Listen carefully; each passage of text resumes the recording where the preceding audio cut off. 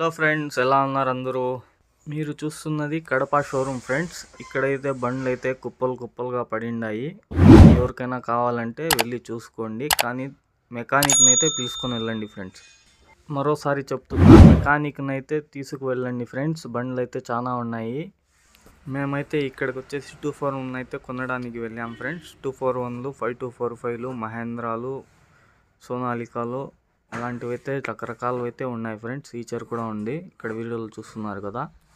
బండ్లు అయితే ఏమంత క్వాలిటీగా అయితే లేవు ఫ్రెండ్స్. క్వాలిటీ ఉండేవి కూడా ఉన్నాయి.